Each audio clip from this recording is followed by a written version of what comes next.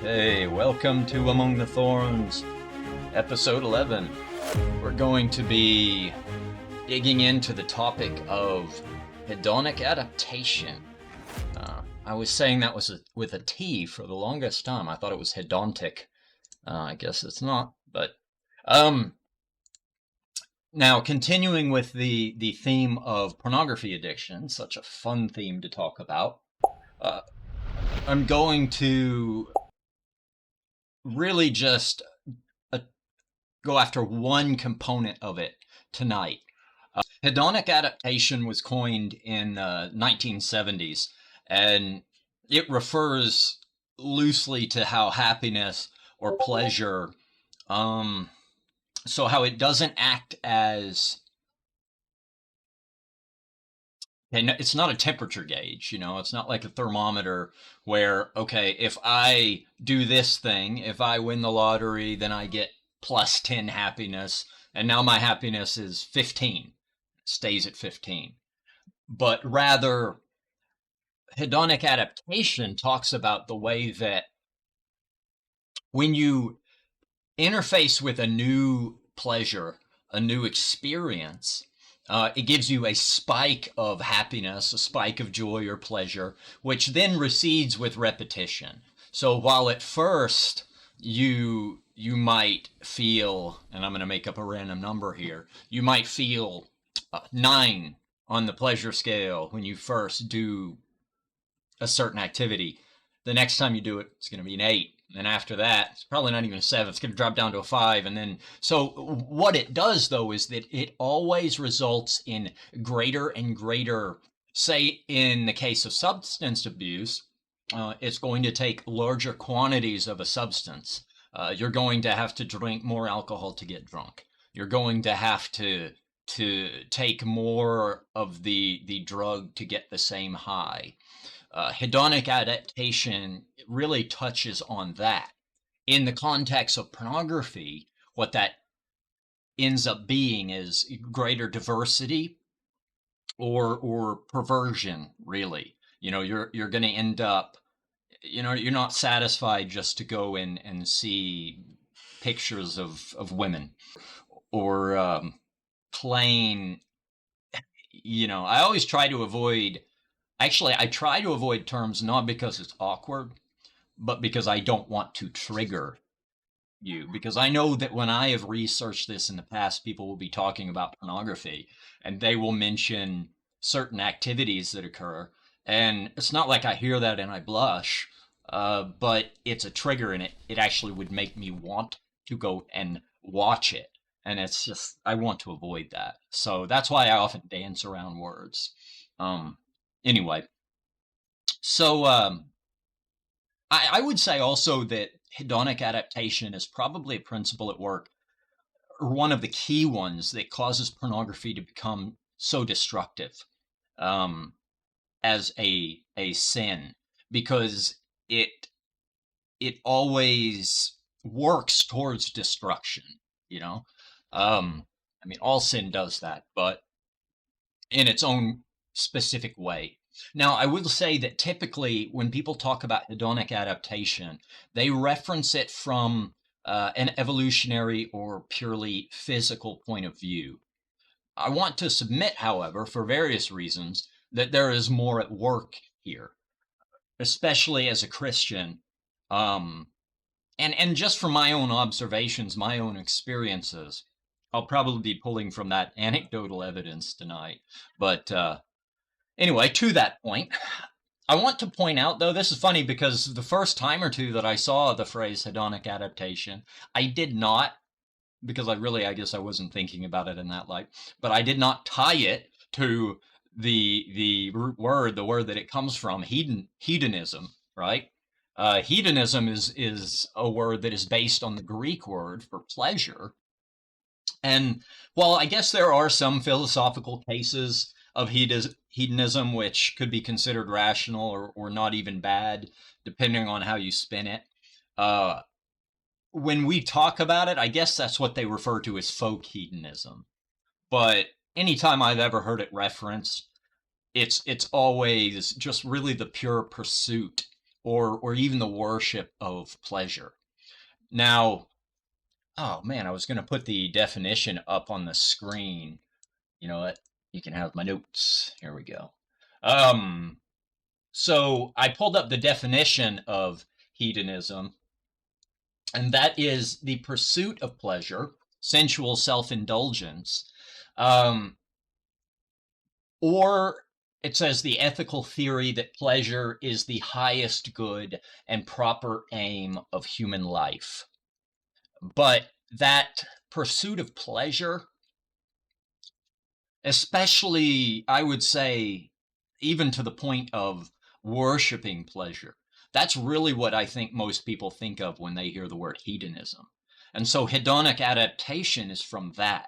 So it's interesting to note that it is that chasing after pleasure, always seeking greater and greater highs, and not actually being able to get that. That's the whole thing with hedonic adaptation. With is this idea that you aren't actually increasing your happiness climbing up a mountain. It's always just going back down, and so you're always seeking the new high, the new thing. So I would say, though, that in light of our society, I mean, not that that's a bad thing necessarily, or at least I don't think it was originally framed as that. But what is it? Life, liberty, and the pursuit of happiness. So you could say that there's hedonism built into our society. But I think that we have taken that last part, the pursuit of happiness, and we have run for the hills with it. You know, we've taken it to the nines. Um, and pornography has to be, to me at least, the peak of hedonism.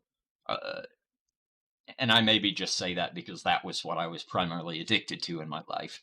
But regardless, I want to submit that there is something even darker at work than just this pursuit of pleasure. Okay. In Proverbs, we read in Proverbs 27:20, just as death and destruction are never satisfied, so human desire is never satisfied. I mean, that wraps up hedonism really in a nutshell. But we go a little further. So there, human desire is never satisfied. It's like a fire. The more wood you throw on it, the fire doesn't get satisfied and say, okay, I'm full, I don't want any more. It just keeps burning and burning and burning, and perhaps even growing in size and scale. Our desire works that same way. But in Jeremiah, we we take it a little farther, where in talking about our heart, says the human heart, is the most deceitful of all things and desperately wicked. Who really knows how bad it is? Often in the past, when I've taught teenagers at different times in my life, I'll always tell them, don't follow your heart. That's the saying in our society. Just follow your heart. The Bible says the opposite of that. It says that your heart is the most deceitful of all things and desperately wicked. On that note, so in certain Christian doctrine, we pretty much see that our flesh is corrupted by sin. From the fall of Adam in the Garden of Eden, our flesh, our carnal nature, became intrinsically tied to sin. Now, this perversion of the flesh, combined with the concept of hedonic adaptation, is where I think things get really nasty. Because, when I would read about hedonic adaptation, on one hand, I would think, okay, that makes sense. That kind of explains what's going on in my addiction, when in the past I was really trying to figure out what was going on. But it didn't capture everything. And I think it was really only more recent, as I was pondering some of these things, that it really occurred to me that this verse in Jeremiah captures it more. The human heart is the most deceitful of all things and desperately wicked. Who really knows how bad it is? Because this is one thing I was always able to observe, is that when it comes to pornography, and I think just sexual behavior in general, variety is never enough. Things always progress from, what is normal, that baseline, to odd, to, just things that are curious, to becoming shameful, and then eventually to becoming just downright damnable and destructive. It always progresses in this downward trend. It Sexual perversion, it seeks to shame, to embarrass, even to emasculate, and whatever the term would be for women, the opposite of emasculate, or not the opposite, the feminine version of that, emasculate, effeminate. Nah. Well, that's effeminate. I don't. I should have looked that up, but I didn't think about it. Anyway, not that it matters. But see, it isn't just variety that is desired by our flesh. It's sinful variety. It's wrong flavors. It's why we end up with furries and fetishes and all of these just really bizarre things where, people, it's like people like that, and then in our own cases, we look inward at ourselves and we're like, I am drawn to that. And we're so disgusted at ourselves at times, right? I think at a base level, this is our own corrupted nature at work. And that doesn't go away when you become a Christian. That's why Paul, I think, speaks about the need to put to death the old man. And he says daily that we need to crucify our flesh. I think that the more we lean into the Spirit, we lean away from our carnal, twisted nature. And that's that's that process of sanctification. That's that process, not where we become more saved, but where we become more godly the longer we walk with Christ.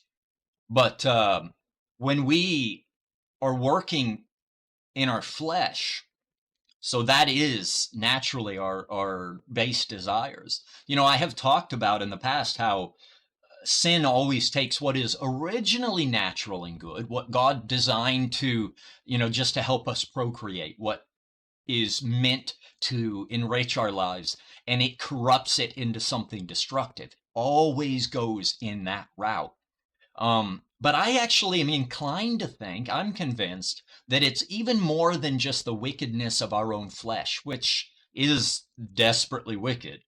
I'm convinced, too, that there are forces at work, demons of lust, if you will, that they're not just happy to tempt us into sin. They don't just want us to sin. They don't just want us to go and look at pornography. They want to shame us. They want to wound us. They want to cripple us. They want to cause us to be shocked and even curious at the depravity of our own desires. They want, because they can't hurt God, they want to drag us as far down into the mud as possible. And if possible, even corrupt us so that we will then go and harm others. That's why I really do believe that pornography is perhaps not the only cause, but one of the leading causes of molestation that happens, because people start looking at, just what, Playboys or something, something that we would consider more mundane. And eventually they progress to harder and harder things. Well, at some point, if they stumble into particularly dark content, then they might end up looking into things that really sends them into that spiral of damnation, as I would call it. But I just wanted to highlight this one today, in part because I think it's important for you to understand that your own perversity is not uncommon. Now, it is perverse. It is, and by perverse, I mean, there is the normal, the natural, the good that God created, and then sin perverts that. And so it is a perversion of nature, a downward spiral. So I'm not saying that you are not perverse because you desire these weird things. That's what people in the secular world try to say. They say, it's not weird if you've got, I don't know, a foot fetish or some bizarre little thing that, bizarre to me. Um, that's not weird. That's normal. Everything is okay. Everything is permissible. No, it is perverse. It is weird. But I do want to say it's not uncommon.